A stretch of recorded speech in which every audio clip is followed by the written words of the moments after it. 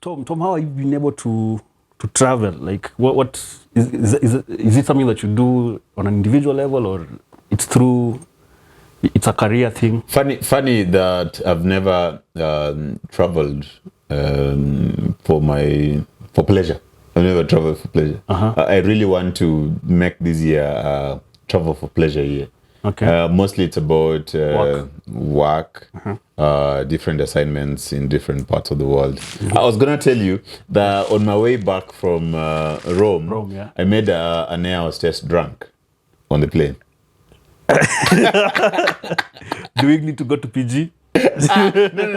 This is how. So I was bored. So it was like what, a 6-hour flight, and I scrolled through the movies that they had on the plane. Like I'd watched most of them, and I didn't carry a book. So I'm like, oh, let me go have fun at the back. So found this bored to death. I think that's the most boring job ever. Yeah. After serving people, what do you do?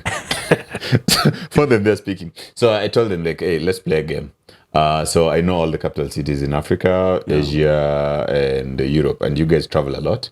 And so I mention a country, and if you don't get the capital right, shots. you are full beer. They're allowed to do that? I don't know if they're allowed to do that. I don't know if they're allowed. So I mentioned the country. I realized they didn't know much. Okay. Especially, I was mentioning the countries where the international airport is in the city that is not the capital. So, for example, Tanzania. So this babe was like, Tanzania. And she said, Dar es Salaam. I'm like, no, Dar es Salaam is not the capital city of Tanzania. And she was like, it is.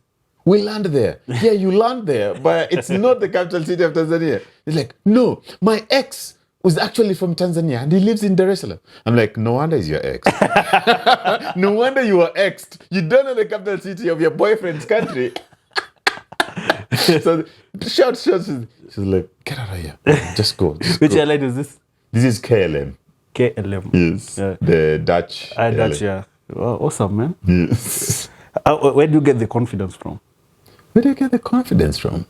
I've told you, I'm a villager. I'm born and raised in the village. So we have nothing much to lose. Where else do we have lost everything. We've lost everything in the village. So if I don't talk to you, the only thing you can do is not to talk to me back. Yeah. Yeah. So if I say hi to you, you can't beat me. The only thing you can do is maybe insult me or just walk away. So that's where you get the confidence from. When you get to a point where you know that there's nothing much to lose. Okay. Yeah. Man, awesome. So mostly of my travels have been my travels have been work related, different assignments from different organizations. Yes. Okay. So now going to work. So where did your career start? Where did my career start? So I said I'm a trained teacher. Yeah. I went through Kenyatta University to get to be a teacher. However, after the teaching practice, I've never been in class to teach. So you did teaching practice? I did teaching practice. Highway secondary. Highway. Yeah, the only highway. Yeah. Yeah. Oh, okay. I was in Hai to do my teaching practice. After that, I've never been in class to teach. My teaching attempts have all been catastrophic. Total failures. What did Highway do to you that you said never again? No, I did not say never again. People say like, oh, you can teach French. Please come. These students, you can do private teaching. Yeah. Oh, catastrophic. Yeah. All of them have been epic failures. So this is Swahili, history, and no. Or any French and English. French and history. And history. Oh, yeah, okay. Yeah. Especially the French bit. Teaching has been total failure. Yeah. Because the caliber of students that I get. So look at me not blaming myself. I'm blaming the students that I had. They were too busy. Yeah. They're too busy to continue with different sessions. So these are older adults. Adults. Okay. Yeah. Okay. Yeah. So now here's my career. So something funny is that all of the jobs that I've applied for, I've never got. Okay. So the jobs that I've done, I have never applied for them. It's always been referrals. Okay. Networkings. So after campus, I get a call from our vice chancellor, was Professor Olive Mugenda, and she calls me and tells me, Tom, hey, so what are you doing? I'm like, what do you mean I'm doing? I've just come from campus. Yeah. I mean, I'm a tattoo right now. That's what I'm doing. then she lets me. You could go to my friend James Mwangi at Equity Bank is hiring. Would you want to go? I'm like, yeah. Following morning, I was in at Equity Bank. I was, I went there and I was hired. Wait, I'm trying to understand. How does this is Oliver Mugendi was a VC. Yeah. How does VC get to know you? Like, because I'm Tom Bwana. Okay, break it down. I'm Tom Bwana. What were you doing? So I was a student leader in campus. Like top student leader or? No, politics. One of the student leader. I was a student leader. I was a secretary general of the student union. In Kenya. So you had to campaign and... Yeah, get votes from 60,000 plus students in different campuses. Which year were you? This is 2009. No, which what do you call it? Academic year? 2009, 2010. When you were elected? Yeah. Academic? Yeah, 2009, 2010. What I mean by that is third year, first year? I was third year. Third year, okay. I was third year when I was getting into the elective politics. Yes. Wow. So I was a student union leader in campus, and that's how the admins. But even before then, I think they had known who Tom Bwana is. Yes. How did you build that capacity? You join. You're from Homa Bay. Yeah. You join. What do you mean? People from Homa Bay should not be in politics? No. I'm imagining. Yeah. You're from rural to urban migration concept. Eh?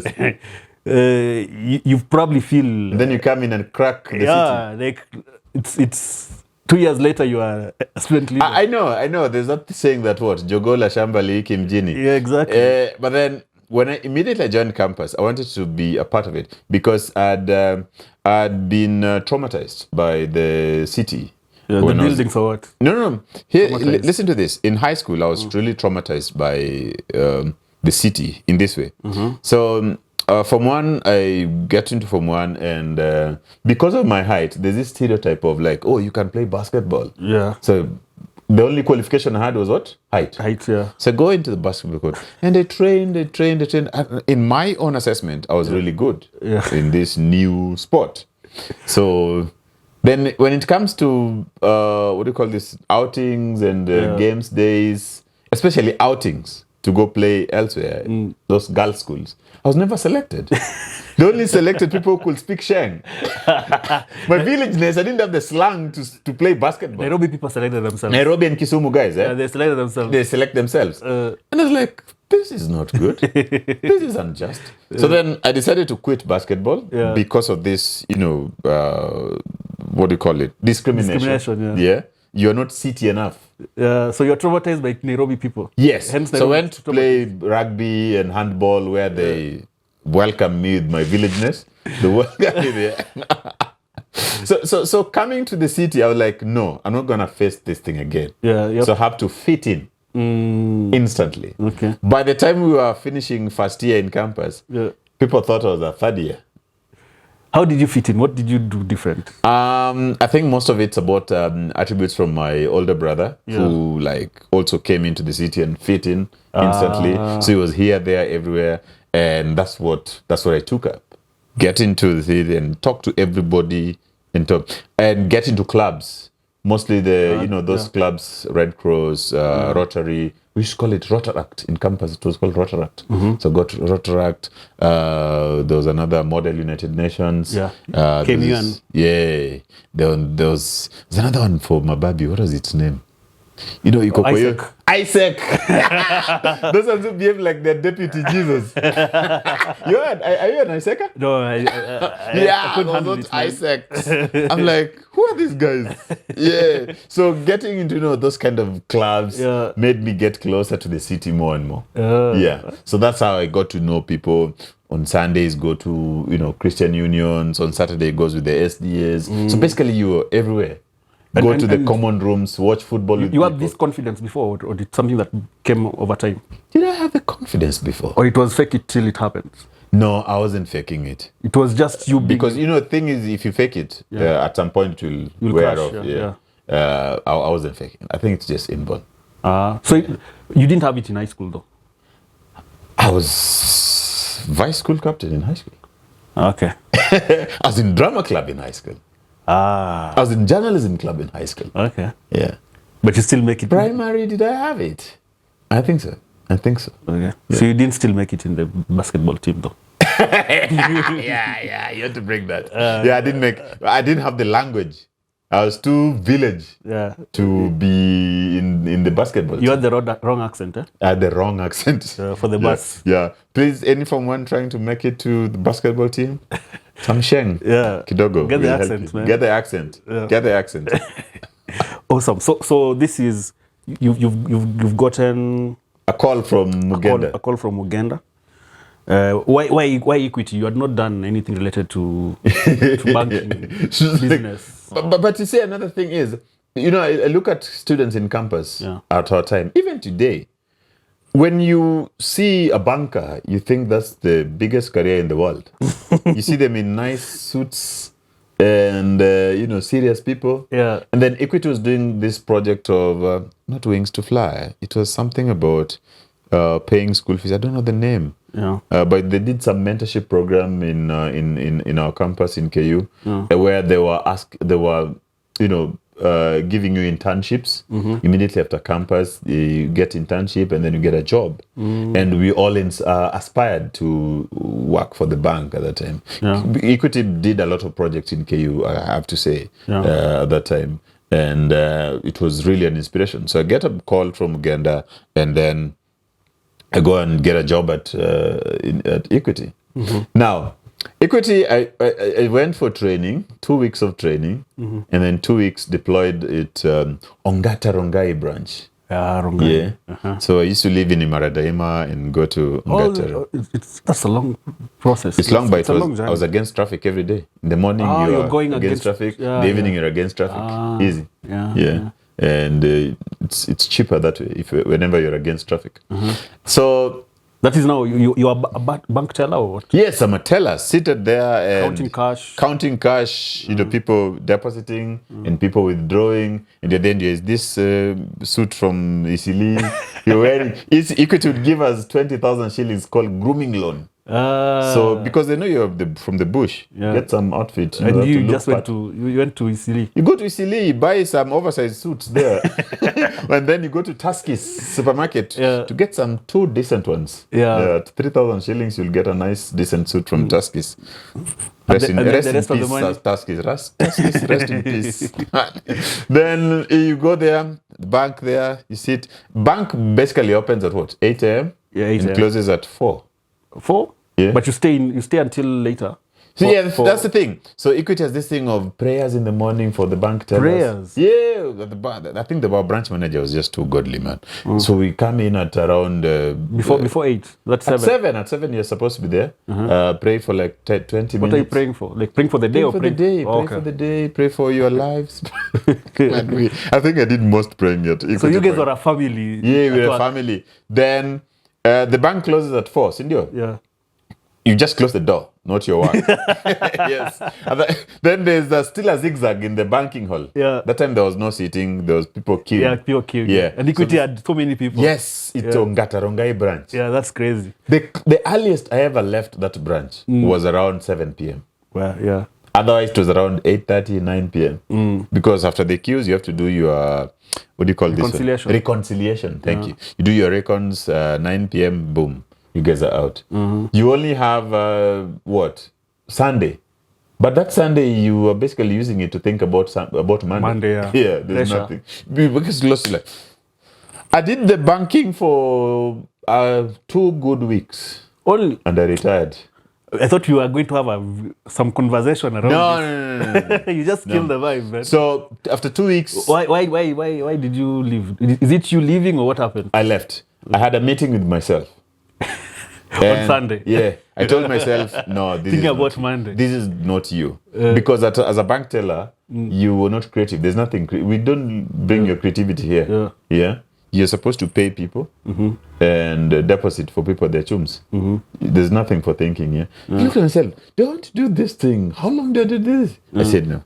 Boom, guys. On a cool Saturday when the salary had checked in, and you are the bank teller, you can see your salary has checked in. I transfer it immediately to my COP bank account.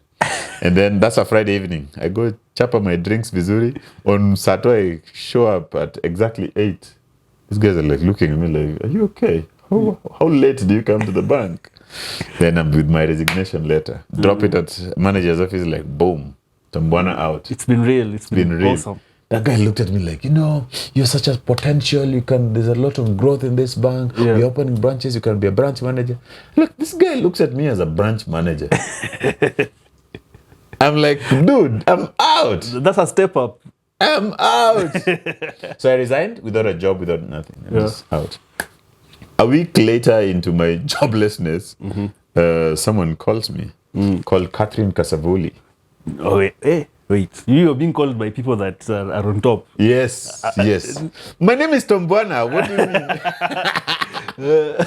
So she calls me like, I had met Catherine Kasavuli when she came. She was the chief guest at one of our functions in campus. KU? Yes. Okay. And had done a presentation and we exchanged contacts. After the event, she like, hey, what's your name, Tom Bwana? Here, call me when you're done with your campus. So, of course, I never called her. So you just approached her, you had a conversation, yes. and then you said, and yes. then you exchanged we exchanged contacts, yes. Wow, okay. Yeah. So it seems you left an impact on that. I think so. Clearly I did. Okay. Clearly. So in my 1 week of joblessness, she calls me and like, hey, Tom Bwana, we're starting this new department called Corporate Affairs at Royal Media Services. Would you want to join? I'm like, this is Catherine Kasavuli called me. And she's calling you after how many years?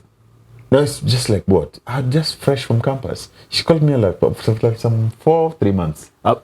3 months of after visit, yes. After meeting her? After meeting her. Oh, okay. Yeah. Okay. So she's like, this is Catherine Kasavuli. We are starting this department, Corporate Affairs. Would you want to join at Royal Media Services? I'm like, I'm still starstruck. This is Catherine Kasavuli calling me. Yeah.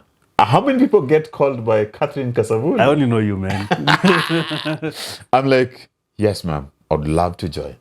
She's like, okay. Come to the office on Monday. We have a talk. I'm like, yeah, I will come. So I went to Royal Media Services, met Catherine Kasavuli, and she's like, yeah, we'll hire you. You can start here at the marketing department. I'm like, yes. 40,000 shillings. I'm like, damn, I'm coming. Oh, it's good. Step up from how much were you earning at Equity? 27,000 shillings. That's a step up. Big. Forget the 40,000 shillings. You've been called for a job by Catherine Kasavuli to work at, forget Royal Media Service, you're working at Citizen TV. Yeah? Damn, man. That was great. So we start working here. I think maybe a year and a half after, there's a guy called John Otieno who comes to my desk, tells me, you dude, you're working at the marketing department? Yes. Nimesikia hii sauti yako tunaweza tengeneza nao do. Like, what do you mean? Yes. Hapa RMS ukishaingia, don't just sit on one desk. Come. Shida inakuanga kuingia. But ukishaingia, you can always move around. Don't sit hapa marketing forever. I'm like, wow. That was an eye-opener. That was a light bulb moment. Did you know that you had a voice for... Did I know? Yeah. I once met a guy called Ian Dirango. If you're doing voicing in this city, and basically the art is modeling stuff, and you've never met Ian Dirango, you're lost. You're lost. You need to find your way. So the first person ever to tell me about this was Ian Dirango. I met Ian Dirango by accident. I was in a matatu, and I was on a call, and after the call, this guy behind me taps me. Like, bo, niaje, nisaidie namba yako. I'm like, what do you mean? I wish you were a babe. That time I'm in campus, I'm full of myself. Yeah. How can a dude just tell me nisaidie namba yako? I'm like, what? I'm like, who are you? So umejam.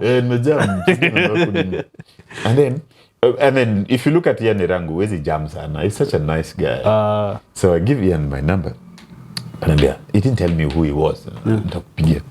Some evening he calls me. I'm still in campus. He tells me, hey, niaje? So kesho, tukutane... I keep forgetting that name of that studio. It was somewhere in Amboseli, on your way to Ongwaro. Amboseli. Agwinskodek Road. Yeah. So, shuka Amboseli, unipigie ukifika hapo. So I go there. And then, boom, there's a studio here. So Ian tells me, boss, you have a voice. And you can use it. Boom. Yeka hapo, mic test. Kafanya. Kantumia so many scripts there. I did so many recordings. They were for ads or something else? For ads, different ads. I remember it was Tusker Malt at that time. Yeah. Did. So the Tusker Malt one, akaniambia, I client amelike sauti yako, kuja. And that could record now. Not the demo. Also, these were demos, eh? These were all demos. Okay. Ian was like, he's like, what do you call it? A pimp. Yeah. He's an agent. So not like a recruiter. Yeah. So he wanted to use all these demos to go and convince some agent, some client or something. Yeah. So then he calls me like, hey, Kuja, we're doing something for Tusker Malt. We did Tusker Malt. Boom, I get 7,000 shillings. Man, I was so rich, untouchable. Wow. 7,000 shillings. So this is when you're in Equity? I'm in campus. Campus. Campus. Yes. Yeah, man. Then there's another ad I think alinichenga by the way. Because nilikuwa nasikia kitu ka sauti yangu kwa radio. On Classic. I'm like, this is not my voice. So you never know where the voice is going to be used. You know, once you record, it's him to go and take it to client. Then a push. So basically you come, on a certain recording day, he calls people. So you have like 10 people recording. Yeah. Client need to choose which one they like. So even me, I can just go and record. Yes. So I'm hearing my voice on Classic and I'm like, ini sauti yangu. So I call Ian tells me, no, you see yako, client alikata ya. You can't prove nilicheza. This is my voice, man. This one is. So you go for some. You go for some recording. Let's call him a pimp now. Yeah, for that reason, let's call him a pimp. You go for some recording. Yeah. Mko kwa queue, mko watu wengi. Then mnapata hapo Johnson Mwakazi pia amekuja kurekodi. Do you have a chance? Nico Diambo has come to record. Eric Latif. Yeah. So I think madharau tulifanywa siku moja. So tuko kwa queue hapa. Then we see Edward Kwach coming in. Yeah, pange line. Yeah, no, Peter direct. You're going to record the same script mko nayo. Do you guys have a chance? That's a hustle, man. So that's how it works. That's how it works. That's how it worked. I don't know how it works today. Yeah. There's another studio called Sound and Pictures next to on Setters Road. The best studio I've ever been to. I think it was owned by Betty Tet or somebody. You go there and there's a queue. That was a studio and a half. Yeah. You meet there. So before Johnny Cheno comes to my desk at Royal Media, I already knew I was doing these gigs here and there. But I didn't just know how to make it through at Royal Media. I'm working in this company, but I don't know how to penya the industry. Yeah. So let me ask, if someone was interested in that voiceover, being a voiceover artist, what advice would you give them, and how will they start, and where should they start go? By having the voice. Do you have the voice? Yeah. That's the only criteria. By the way. Let's assume they have the voice. Let's assume they have the voice. Yeah. You have to keep practicing. Okay. You have to keep practicing. Mm-hmm. You on the roads, read all the road signages. Read them to yourselves. Yeah, you reading them to yourselves. All the signposts you can see around, all the ads, the billboards you're seeing, read them to yourself. Be your first audience. Yeah. So that builds confidence. That builds confidence. It's about the confidence. It's all about the confidence. Okay. I think the best ad I've ever done was an Airtel ad. And I'm saying best because it paid me 21,000 shillings and I was in campus. Wow. Untouchable, man. So agency shachukua yake, anashachukua yake. Na akakupatia 21,000. It was a French ad. So it was mostly for Central African Republic, or something. Yeah. Central African countries of sorts. That was really amazing because it was well paying. 21,000 21 G's in campus for a third year student. Yeah, and I was deep inside my campaign. So you were baked in campus because now you had the voiceover gig and also you are eating political money. Yeah, I think so. You guys are being paid well. Allowance for campus, yes, we're being paid for being in a political position. Yes, yes. And then plus also when corporate comes. But most importantly, other than the money, and the money should never be there, is about the networks that you build. Yeah. The networks, crazy. Let me tell you. So people say about your academic credentials and everything, your very nice CV. Yeah. But what are your networks? To me, networks is the best thing that can ever happen to you. Never ever throw away your contacts. That, hey, mazee mseja ni call for so many, delete your number yako. You never know when that guy will. I've told you that all the jobs that I've ever got were about referrals. Yeah. So I stayed in Troll Media, the marketing department, for 6 years. Then an ex-colleague calls me one day. He's like, hey, this company called SportPesa. Wait. Yeah. So what corporate affairs means marketing? Corporate affairs inside marketing department. Ah, okay. Yeah. And then, so we were transitioning to the voiceover. So I didn't transition to the voiceover. I was still doing it as, part-time. Yeah. As you were still in your marketing. Yeah. You still have your day job. Yeah. So you're doing it as a freelancing on the side. Exactly. Yeah. Exactly. When the HR knows you as a what? As a marketer. Yes. Yeah. That's why you're here. Hizo jobs zingine zinakupatia a few extra coins, hizo ni zako. Yeah. Jipange. And you also don't want them to know. No, you want them to know. They're the ones paying you anyway. You want them to know that you're doing voiceover? You really don't want them to know, but they know. Yeah, it's no big deal. Yeah, it's not a big deal to them. Yeah. As long as your job is being done, it's not affecting your output. Yeah. There's no problem. Okay. Yeah. So now, voiceover how did it go? Voiceover. The voiceover. I did it. So I think I did very well. I got a contract to be the station voice for Ramogi FM, which I've done from 2012 to date. I'm still. What does that mean? So the station voice is, those ones, and this is the news brought to you by whatever, some company. You do it once or you do it constantly? No, so whenever there's a client, you're sent a script and you do it. So the client will book different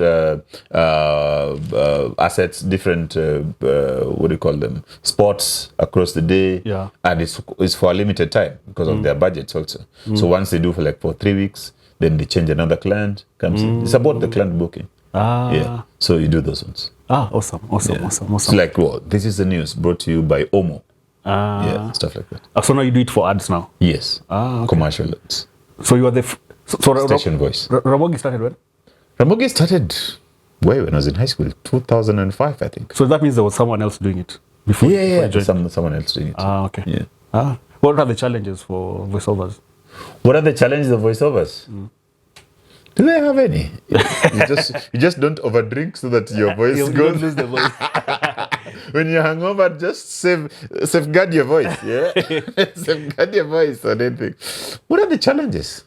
COVID time was really bad. Yeah, because with COVID, guys are not releasing money. No, if you're sick, look at it this way. That Mama Mboga who cuts mboga. Yeah. The day she accidentally cuts her finger. Yeah. Kesha akona job kweli? Ni noma sana. Very good. So when you are sick, your voice is not working. That's the tool, man. You've lost the tool. Exactly. Yeah. So COVID times I got hit. I didn't get COVID though. But I was lucky never to get COVID the entire period. Yeah. But sometimes you could just find you don't have a voice. Yeah. Yeah, something. And that's not really just COVID times, but sometimes you overindulge during the weekend and on Monday you wake up like something like that. Decoder hoba, siwezi ongea vizuri. Something like that. Yeah. So those are some of the challenges. Sometimes you get associated with a certain product. Yeah, but you are just doing the voiceover or something like that. That's true. But it's not a really big challenge. So in voicing, I would say in voicing, it's about the money also. Yeah. There's some languages that don't pay well. It depends on the language, eh? Yeah, it depends on the language. So how does French do? That's high. Higher than English? I would never touch an English VO or Swahili VO. Okay. I would go for vernacular, number one. French. Swahili, then English. Okay. Why? The reason is saturation. Okay. The producer in that studio has choices. Yeah. He has so many alternatives for an English view. How many on the streets here you can get out of 10? You can get 2 people who can do very good voiceovers. Yeah, even pastors. Yeah, pastors. In the law, you may not get very many. Yeah. Okay.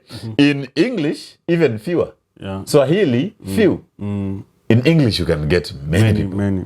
Yeah. So that means, because I don't know, you can correct me. Yeah. VOs don't have voiceovers. Don't have. It's not a permanent gig. The guys who are doing it permanently. Yeah, the people who do it permanently. Okay. People who are exceptionally good do it. Depends on the contract. You get a contract with a company. You get a contract with a radio station. You get a where. So there are people who are permanent on certain things. Awesome. Guys, thank you guys. Let's jump to part 3 of this.